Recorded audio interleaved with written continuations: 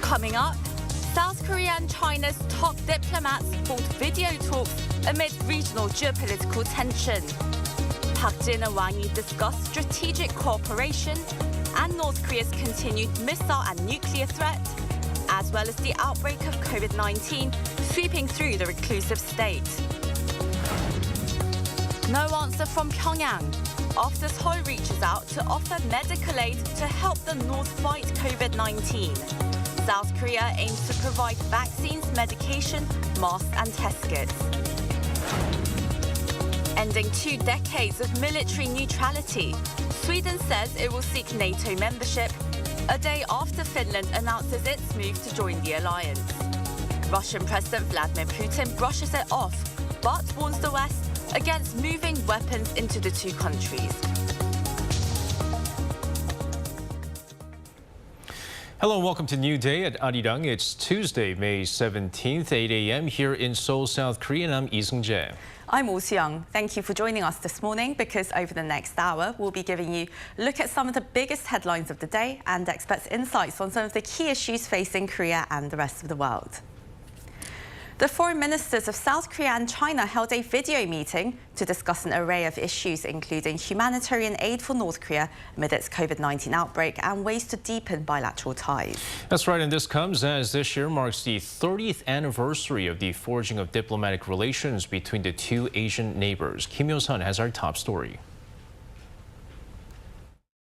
The top diplomats of Seoul and Beijing met Monday via a video call to discuss regional and global issues. In their first talk since South Korean Foreign Minister Park Jin took office last week, the two expressed concerns about North Korea's COVID-19 outbreak. According to Seoul's foreign ministry, Park and his Chinese counterpart Wang Yi shared the same view that humanitarian aid needs to be provided to Pyongyang. Pointing out continued provocations by the North, Park called for Beijing to play a constructive role in addressing Pyongyang's nuclear issues. On the other hand, Wang stressed that the Korean peninsula has generally remained peaceful thanks to efforts exerted by all related parties. During the talks, Park underscored the common value of liberal democracy, urging China to fulfill its responsibilities and duties in the international community. To this, Wang asked South Korea not to join Washington-led pressure on Beijing. Meanwhile, the two senior officials also discussed the need to deepen bilateral ties via high-level communication, mutual cooperation, and cultural exchange, as this year marks the 30th anniversary of the establishment of diplomatic relations between the two countries. They agreed to carry out strategic communications for close coordination on a wide range of issues, including economy, healthcare, and climate change. Kim Yo-sun, Arirang News. President Yoon Suk-yeol, in his first policy speech on Monday, called for bipartisan cooperation in passing a multi-billion-dollar extra budget bill to help small businesses financially hit by COVID-19 restrictions. He also stressed the need to support North Korea in its fight against the virus and to strengthen economic cooperation with the United States when President Biden visits Seoul in the coming days. Yoon Jung-min with this report. 6 days after his inauguration ceremony at the Nat'l Assembly, President Yoon Suk-yeol was back in Parliament Monday morning, this time to deliver his first policy speech and call for bipartisan support in passing his administration's $46 billion supplementary budget plan. 민생 안정이 그 어느 때보다 시급하다는 점을 고려하여 추경이 이른 시일 내에 확정될 수 있도록 국회의 협조를 간곡히 부탁드립니다. Mr. Yoon stressed that across the aisle collaboration is now more key than ever considering the economic and security challenges faced by the nation both at home and abroad, including North Korea's advancing nuclear weapons and missile programs. The new commander-in-chief noted that the North has shown signs of preparing for its 7th nuclear test. 형식적 평화가 아니라 북한의 비핵화 프로세스와 남북 간 신뢰 구축이 선순환하는 지속 가능한 평화를 우리는 만들어가야 합니다. On humanitarian assistance, though, the South Korean leader reiterated that his government's offer to provide coronavirus vaccines and other medical supplies to the north remains valid, free of any political or military consideration. President Yoon's parliamentary address on Monday came days before his very first one-on-one with his U.S. counterpart Joe Biden, set for Saturday in Seoul, where North Korea's latest provocations are expected to top the agenda. But that's not all. 이번 주에 방한하는 미국 바이든 대통령과 인도 태평양 경제 프레임워크를 통한 글로벌 공급망 협력 강화 방안을 논의할 것입니다. 공급망 안정화 방안뿐 아니라 디지털 경제와 탄소 중립 등 다양한 경제 안보에 관련된 사안이 포함될 것입니다. 윤정민, 아리랑 뉴스. North Korea reported on Tuesday nearly 270,000 new cases of COVID-19, or what the regime is labelling as fever of unknown cause. The state-run Korean Central News Agency added that 6 more people had died over the most recent 24-hour period. Despite this, it added that over 170,000 people have fully recovered. Experts warn, however, that the true number of cases is likely much higher considering the lack of testing kits in the north. In the meantime, the military has started round-the-clock operations of delivering medicine to pharmacies in Pyongyang. Reports suggest the north recently bought medical supplies from China, signalling the regime may have known about the spread before last week when it announced its first official case of COVID-19. North Korea apparently still haven't responded to Seoul, which offered medical aid to help Pyongyang in its fight against COVID-19. South Korea reached out at 11 a.m. Monday when Unification Minister Kwon Young-se reportedly attempted to send a message to his counterpart in the north, Kim Yong-to. The ministry is seeking to propose working-level talks about providing vaccines, medication, masks and test kits to the regime. It also wants to share its experience and expertise in dealing with the virus. As he took office, Kwon stressed the importance of achieving the North's denuclearization and creating room for dialogue. Now, Washington says Pyongyang is dispatching thousands of skilled IT workers overseas to seek employment while posing as U.S.-based or non-North Korean nationals. According to the U.S. Treasury Department on Monday, the North has been sending thousands of highly skilled IT workers around the world to generate revenue that contributes to its weapons of mass destruction and ballistic missile programs. It added that the IT workers are taking advantage of the demand for specific IT skills, such as software and mobile application development, to obtain freelance employment contracts from clients around the world. Now, the latest warning was jointly issued by the State Department and FBI. Now, as North Korea could be getting ready to conduct a nuclear test, Seoul's military is maintaining a strong defense posture. This as there's been reports the regime has been working to miniaturize its nuclear weapons for years. Peon-ji has his full story. Speaking to reporters on Monday, a South Korean military official said the military is maintaining a strong defense posture in preparation for what the official called the worst-case scenario of the North conducting a nuclear test in the near future. Another military official said that by looking at the missiles that North Korea recently tested, and because Kim Jong-un in April mentioned tactical nuclear weapons, the regime has been focusing on miniaturizing these weapons for the past several years.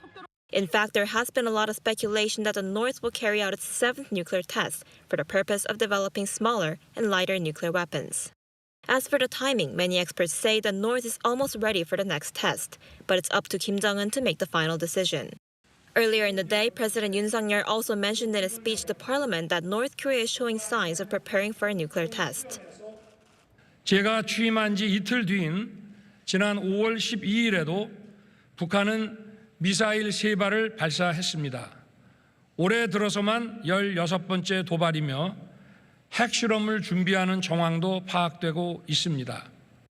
Since March, satellite images have shown signs that Pyongyang is restoring one of the tunnels at the Punggye-ri nuclear test site, a tunnel that was demolished a few years ago. The North has carried out nuclear tests 6 times since 2006. If it does manage to conduct another test, it'd be the first one in nearly 5 years. 배은지, Arirang News. Sweden has announced an end to its 2 centuries of neutrality and made official that it will seek NATO membership, citing Russia's invasion of Ukraine. On Monday, just the day after its neighbour Finland announced the same decision, Swedish Prime Minister Magdalena Andersson told the country's citizens to brace for certain impacts, as Sweden will be in a vulnerable position during the application process. Russian President Vladimir Putin appears relatively unmoved so far, saying that the 2 Nordic countries joining NATO poses no direct threat to Russia. But if they host any military infrastructure for NATO, Moscow will respond.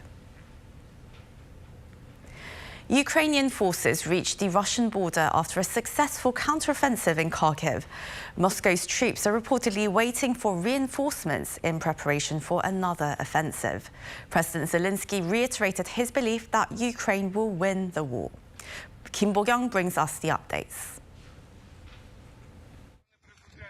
A small group of Ukrainian soldiers are standing near a blue and yellow boundary marker, making various celebratory hand gestures as they reach the Ukrainian-Russian border following a successful counteroffensive against Russian forces in the Kharkiv region. Such success was able to liberate villages on the outskirts of the city. After a decisive artillery attack, the Russians left really quickly. They didn't have time to loot much. We saw what we think were their headquarters TV sets and other stuff. A lot of positions were abandoned, flat jackets and helmets laying around.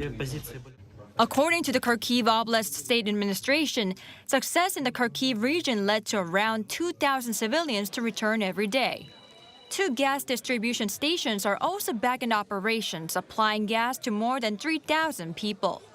Though there has been no shelling in the north of Ukraine, attacks on the eastern front are intensifying, with the heaviest combat taking place in Luhansk and Donetsk.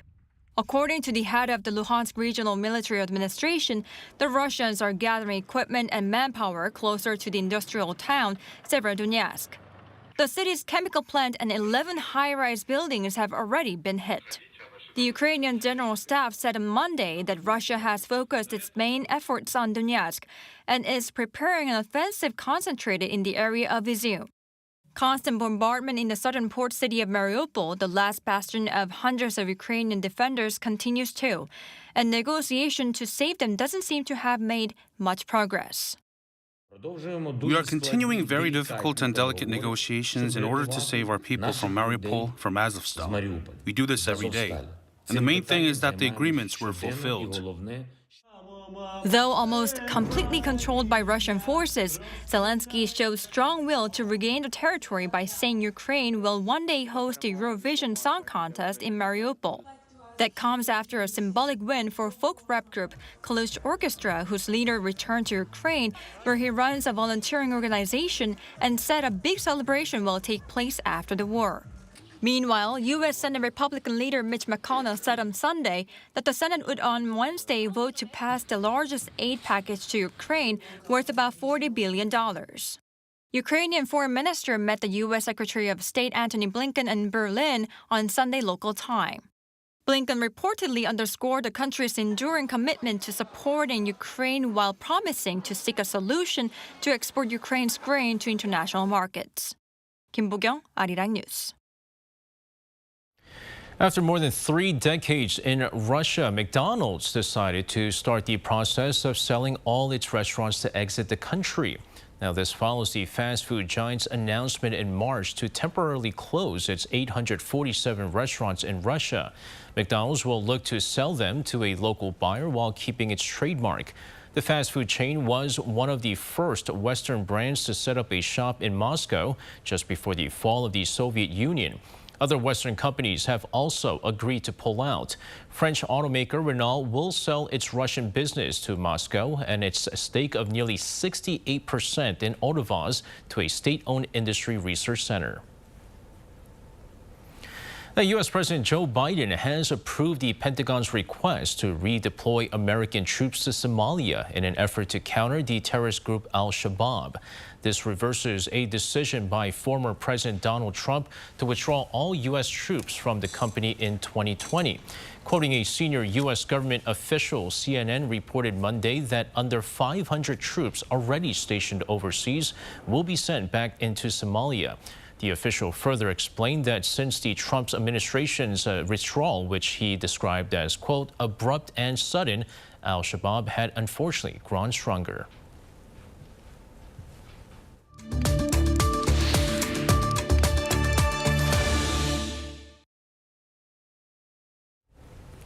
It's time for On Point, where we speak to experts to delve deeper into some of the key issues in the spotlight right now. Following his pledge, President Yoon and his administration have proposed an extra budget bill worth 59.4 trillion won or $46.1 billion US.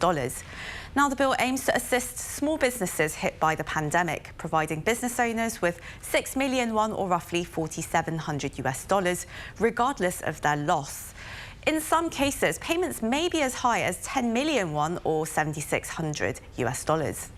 While the financial assistance should be of great help, there is the question of fiscal soundness as South Korea continues to pile on massive debt. Now, to get an expert's view on the extra budget bill, we connect with Shin Sang-hyuk, professor of economics at Kyung-hee University. Good morning to you, Professor. Good morning. Professor, first and foremost, the extra budget bill aimed at, of course, helping the small business owners was, in some ways, the very first major task of President Yoon's new government. So how do you assess this follow-up on his election pledge? Well, as you explained, the President Yoon government proposed a record supplementary budget of 59.4 trillion in order to compensate small and the solo self-employed businesses, owners and companies for the losses of social distancing rules. Well, this rule was set by the Korean government in order to stop the spread of COVID-19, COVID-19 in Korea. Well, I think these measures, like the coin, which has two sides. One side is quite understandable. The other side is, quite concerns. Let me tell you firstly the positive, understandable aspects. As you know very well, between 2 years, from 2020 and 2021, the operating profits by the merchants in Korea are estimated to have fallen roughly 54 trillion won because of the tough social distancing rules. And well, Professor, the main controversy with the bill, though, is... Yeah, we might be having actually some technical difficulties. So sorry about that, Professor. We're not getting through to you at the moment. But yes, we do want to talk about the main controversy of the bill, which is the 6 to 10 million won payments for all small business owners. And once we get you back on the line, Professor, on video, then we will resume this discussion. But of course, the government's planning to pass through this bill as soon as possible. But again, Professor, the main controversy with the bill, that's the 6 to 10 million won payments for all business owners, and that's regardless of their losses. So what's your take on this? Well, I think the Yoon government decided to compensate fully for the damages. Well, actually, this is a little bit different from the initial policy set by the presidential the committee team. Actually, the differential the compensation was considered, but because of the the promise of the campaign promise of the President Yoon Song-yeol, they decided to adopt the fully compensation for damages. I think personally, I think differential the compensation is better, but I think this decision was made by the political consideration. As you know very well, on the coming June the 1st, there will be the local elections to elect the governors and the metropolitan mayors and the municipal and the provincial legislators. So because of this, the local election on the part of new government, they want to keep the good images. I mean, they want to keep the support of the small and the solo, I mean, the self-employed, the owners. So I said that because of the political consideration, the new government, they make such a kind of decision. But personally, I think differential, the compensation could be better than the current decisions made by the Yoon government. That's right. And of course, it's not like the Democratic Party can go against it, since they also have to garner some votes as well. But there's been a number of financial assistance packages made available to these small business owners over the course of the 2+ years of the pandemic. Now, some of the health experts are saying, there could be another resurgence in fall and winter, which unfortunately could lead to further antivirus measures once again. But can the government afford to continuously assist small business owners moving forward? Well, I think depending on the economies in the in autumn or in winter, the Korean economy is heavily rely on the external economic relations. I think when we look at the international economic conditions, which is not in good shape. It has been a slowdown because of 2 years of the COVID-19 pandemic. And then on the top of it, there is a Ukrainian war. Because of the energy prices, costs surged very dramatically. Considering all of these, I think the international economic conditions could not be very favorable for the Korean economy. So to make a long story short, there must be some internal and external factors determining the economic situations in Korea in the autumn and in the winter. So depending on the economic conditions, I think that the Korean government will decide the contents of the help assistance to the small and the self-employed business owners. What I mean is that the government should do something to help them if there is another resurgence of the pandemic, like a COVID-19 in the autumn and winter. The government will do it, but the detailed contents of the assistance, the program will be determined depending on the then economic conditions.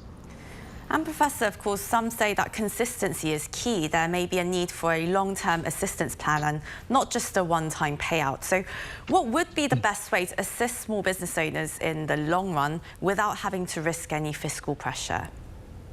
Oh, well, I think the Korean government has provided the various types of the assistance to the small and the self-employed businesses in Korea. But I do think that in the long-term basis, Korean government should put more priorities on expanding the infrastructure for these small and then single solar business entities in the information and technology sector and the supporting systems such as business incubating system, for example. Business incubators are usually government funded facilities intend to offer startup firms or small businesses low-cost rental space and the basic business services. The services, they include administrative help and consulting and referral. So by expanding these infrastructure for small and self-employed businesses in Korea, the Korean government maybe help these business entities to strengthen their capacity. They started the business, but they maintain their business very actively. I think if the government successfully provide this kind of assistance to them. All right, Professor, thank you very much for your insights. And again, looking forward to talking to you. Well, thank you very much.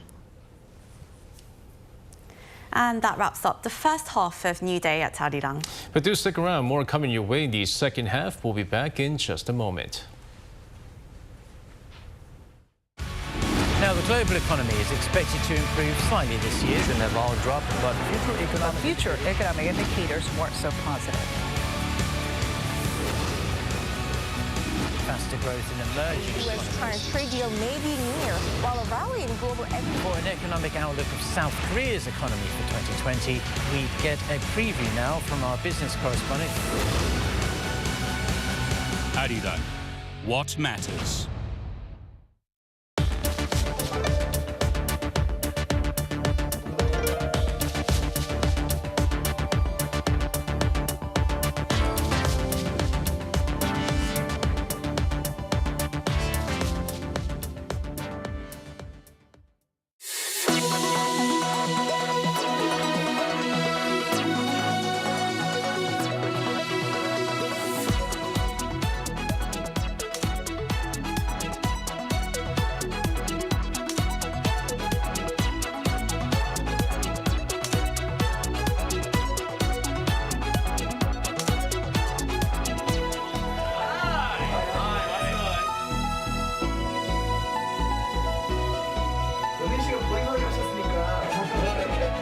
What made this all possible? LiDAR technology is being used to improve accuracy.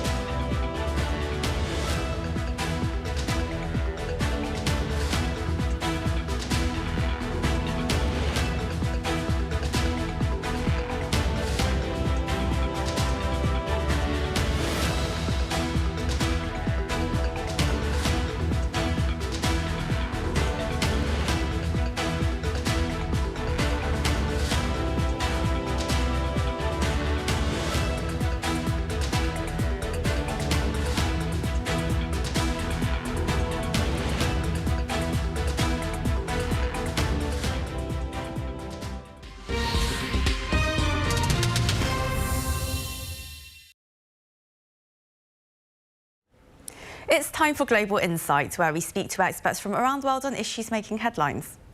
South Korea and China's top diplomats held video talks Monday evening, discussing their relationship amid regional and global uncertainty.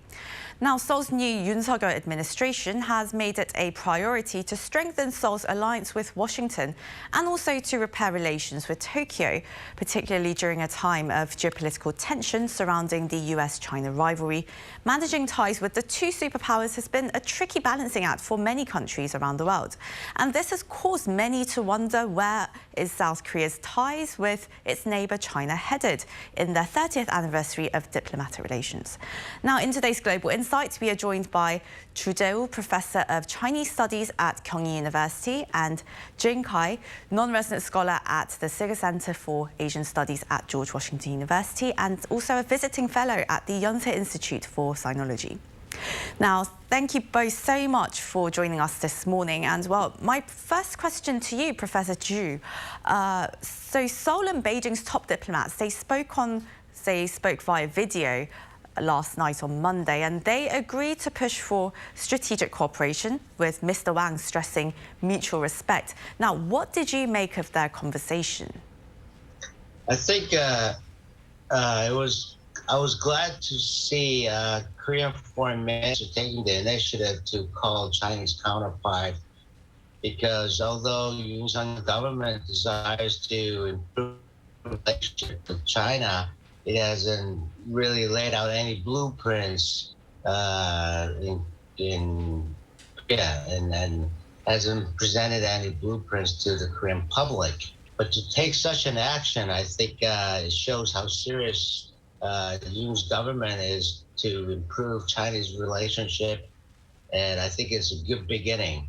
While China also emphasized on mutual respect, I think that was a very fundamental policy line that Yoon's government would like to pursue in developing and furthering relationship with China. So I think there's a mutual common grounds between the two countries, and I think that's a good, strong starting point for the two countries to go ahead with its relationship for the future.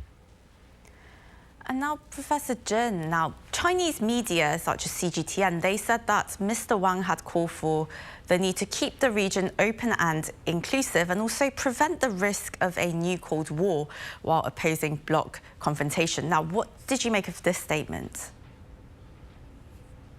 Well, I think East Asia in particular needs to avoid a geopolitical stress due to the relative intra and also extra regional factors. But however, the point is that the situation of the current peninsula does have its roots in the previous Cold War, and I guess that's why some people say that the Cold War has not officially ended on the Korean peninsula. So yes, I think it is indeed in the interest of all parties to avoid any confrontation or maybe a new Cold War. Well, there are clearly many areas where South Korea and China will have to cooperate. But Professor Ju, now, China has been somewhat wary, it seems, of the new administration's foreign policy stance, which is to really reinforce its ties with Washington. And, well, last week, during President Yoon's inauguration ceremony, among his foreign guests, one of the highest profile attendees was actually China's Vice President, Wang Qishan, and he was the highest ranking Chinese official to attend any South Korean presidential inauguration. So what do you see as the significance of this? I think, much courtesy and consideration was extended from China. And to send such a high figure standing official to Korean president's inauguration, that is unprecedented. And so I think Mr. Xi is really paying keen attention to the bilateral relationship as South Korea is welcoming a new president, a new leadership, and a new government. So probably Mr. Xi and China would also like to take this occasion as a turning point to the bilateral relationship. So that's why I think such a figure as Mr. Wang Qishan was sent to the inauguration. And we all know that Mr. Wang is a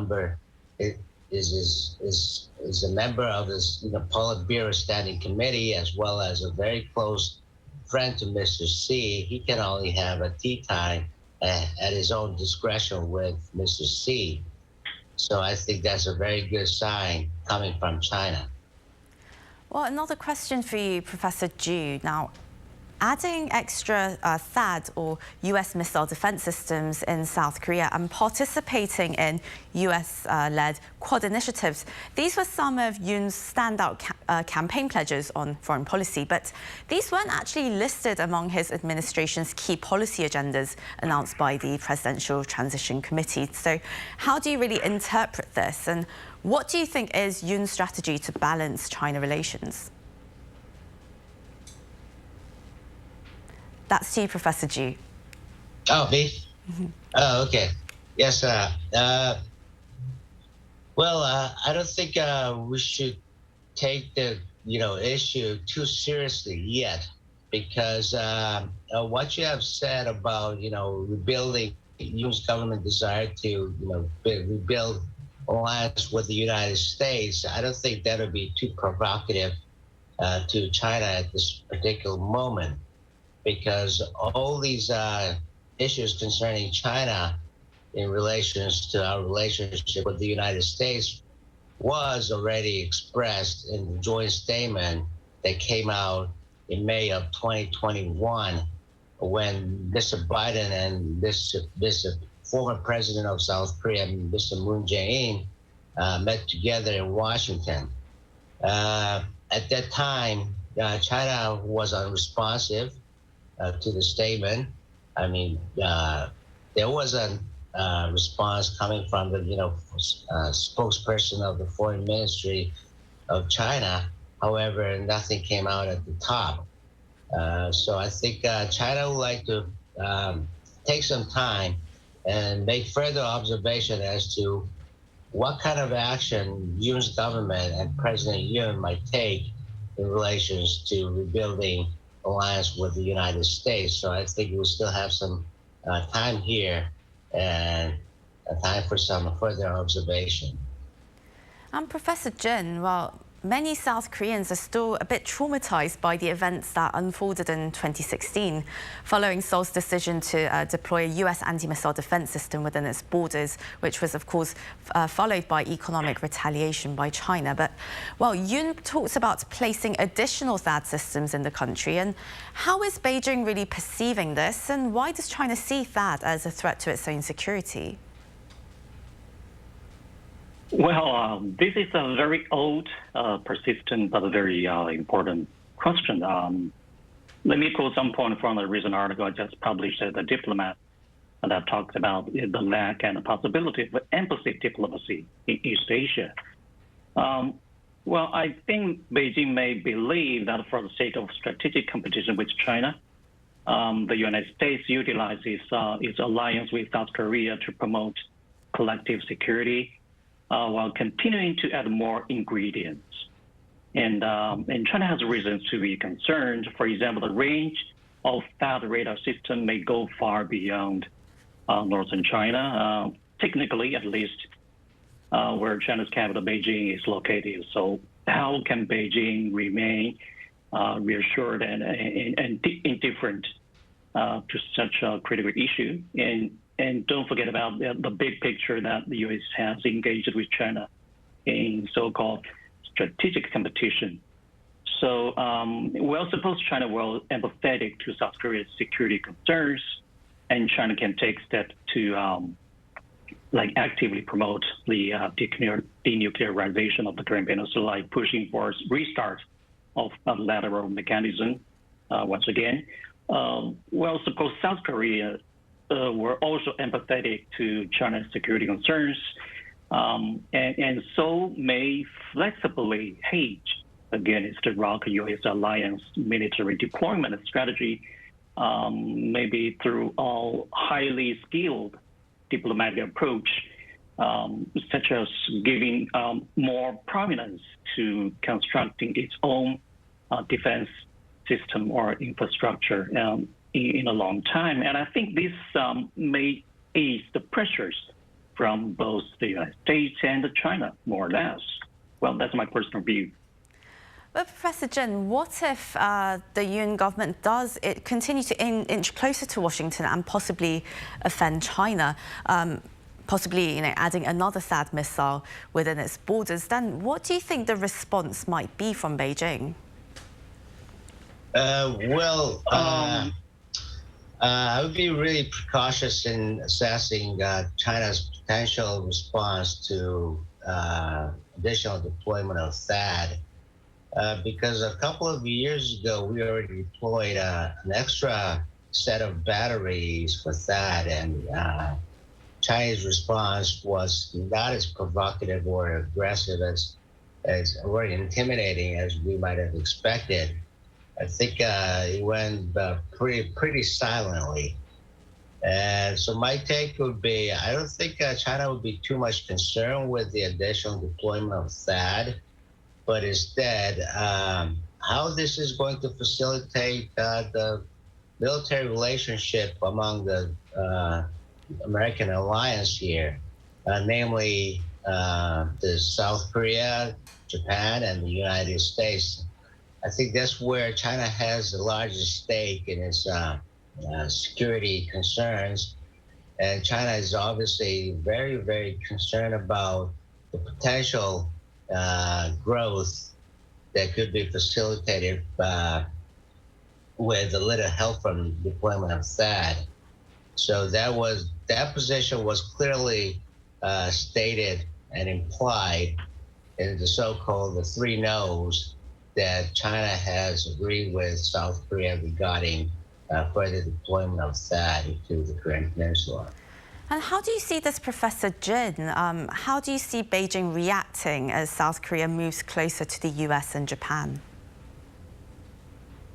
Well, I'm not in the position to make any specific predictions on this matter, which is out of my capability. But I believe that Beijing will once again have to consider very carefully the timing and the feasibility of taking, for example, effective countermeasures against South Korea, while the impact and the possible backlash or repercussions would also need to be carefully evaluated by Beijing. But before that, the point is that before that, I believe Beijing and Seoul will have time to reach out to each other and find ways to address these issues and problems, which are very important for both Beijing and Seoul. Well, as I said, the bilateral relations between China and South Korea is just too important to be ruined at this point. Thank you. And well, Professor Jin, now, as both South Korea and China mull over humanitarian aid for a pandemic-struck North Korea, do you think this could be the starting point of a new relationship between the Yoon administration and Beijing? In what ways do you think they could really cooperate? I do hope so. Well, North Korea is a little... Oh, so Professor Jin. Okay, sorry. For me? Oh, yes. Okay. Well, North Korea issue is a little bit far away from my main academic focus, but in my personal view, I think China welcomes a more active role of South Korea under President Yoon's administration in reaching out to North Korea in dealing any kinds of issues and problems between two Koreas. I guess it is very important to exclude excessive interference from the so-called extraterritorial factors, the factors outside the region. Well, I mean, ROC-US alliance is important, yes, but you just don't expect the policymakers in Washington to put themselves in the positions of the countries in East Asia and think about the real balance of interest and political rapprochement in East Asia. Well, that's my personal view. Well, I'm afraid this is where we have to end the interview today due to time, but that was Chu Daegu, Professor of Chinese Studies at Kyung University, and Jin Kai, non-resident scholar at the Seoul Center for Asian Studies at George Washington University. Thank you both so much for your time today. Thank you. Thank you.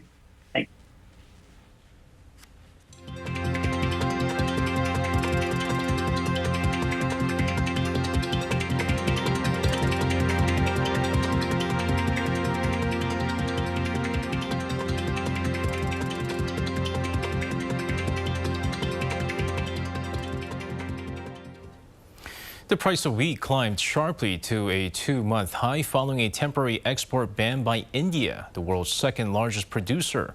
Now, Bloomberg reports wheat futures on the Chicago Board of Trade rose by around 6% on Sunday to trade at nearly $13 per bushel. India's ban is aimed at controlling rising domestic prices as a result of heat wave damage to its crops.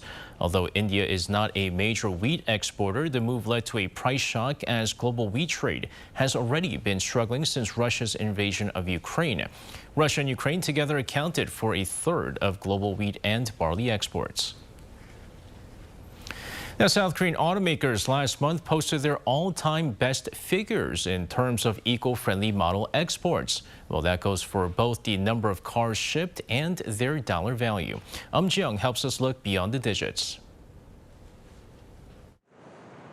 Despite the ongoing disruption to global supply chains, South Korea's exports of eco-friendly cars hit a record high in April, posting an increase for the 16th straight month. The Ministry of Trade, Industry and Energy said Monday that outbound shipments last month came to around 48,000 units. This is up about 40% on year.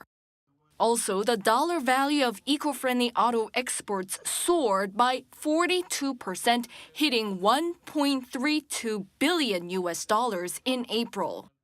In addition, the dollar value of the eco-friendly vehicle exports accounted for more than 30% of South Korea's overall auto exports. The ministry attributed the rise to the popularity of hybrid and electric cars with new models including Hyundai Motors' Ioniq 5, Kia Motors' redesigned Sportage, and Renault Korea Motors' XM3 in particular doing well overseas. One expert says exports to developed countries are rising especially due to the tightening of environmental regulations. South Korean car makers have switched quickly to making eco-friendly vehicles, so there are many models that can be exported. Particularly hybrid or electric models launched last year are in high demand, as they are high in quality and swept global awards. Domestic sales of eco-friendly cars in April also reached a record high for the second month in a row. The number sold within the country has risen for 3 months in a row, standing at around 40,000 a month, up roughly 60% on year. In particular, sales of domestically produced eco-friendly cars jumped nearly 84% on year. However, the number of diesel cars sold in the country during the first quarter of this year have plunged by nearly 42% compared to the same period a year earlier, standing at around 44,000. Because of the recent high oil prices, in particular the soaring prices of diesel, which exceeded those of gasoline recently, have caused the demand for diesel cars to fall, and in turn the demand for eco-friendly cars has risen. He added the demand for eco-friendly cars is to accelerate further in the future both at home and abroad, with the fall in popularity of conventional combustion engine cars. 엄지영, Arirang News.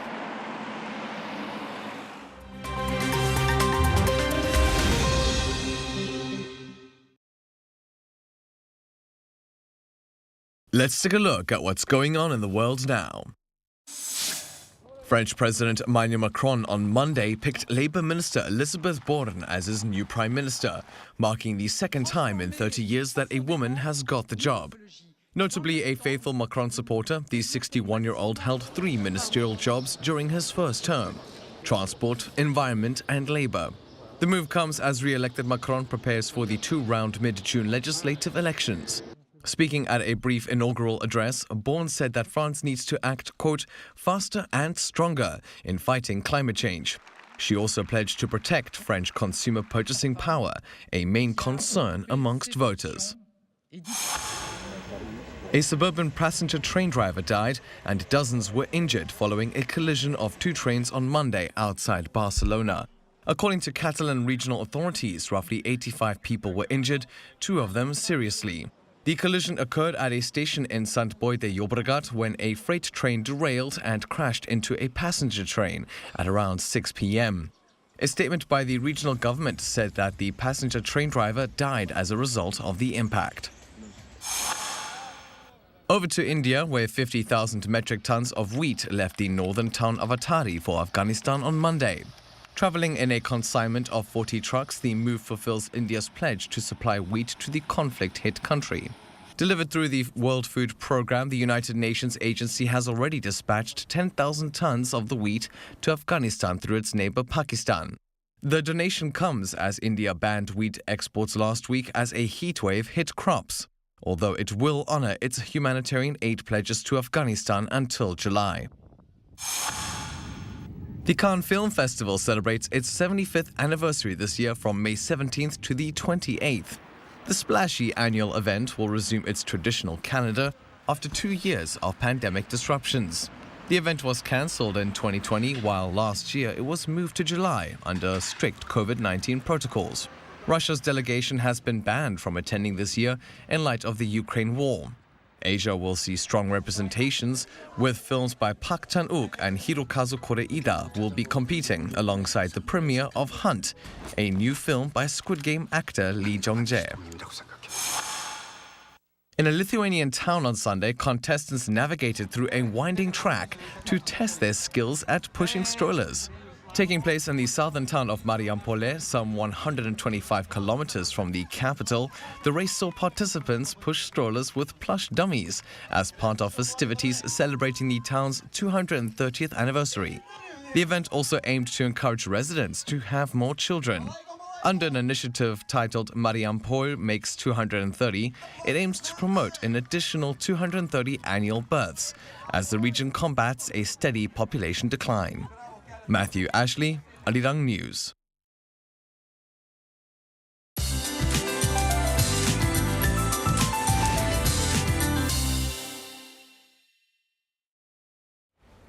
Good morning. Summer-like heat returns to the country. Warm southwesterly winds will bring the afternoon temperatures up into the mid to upper 20s across much of the Korea.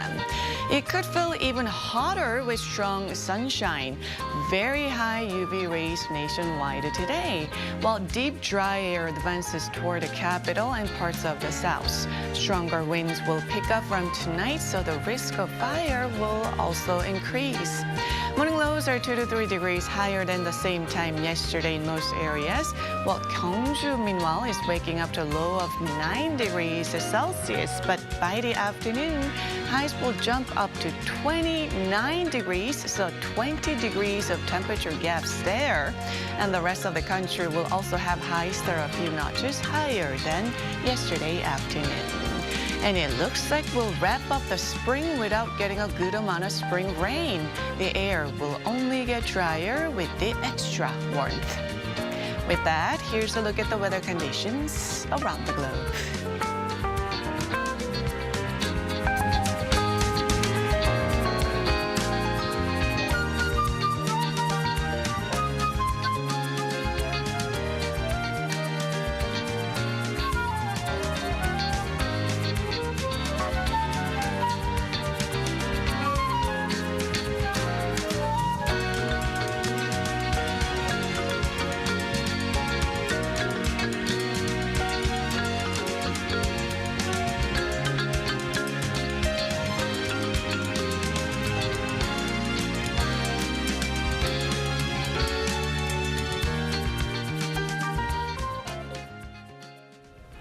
And that wraps up our newscast for this morning, but we'll be back tomorrow for our Wednesday's edition of New Day at Arirang.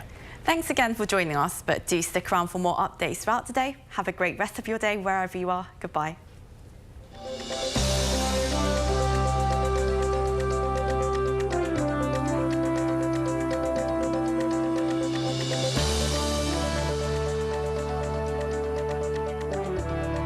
환영합니다. Welcome to Daegu.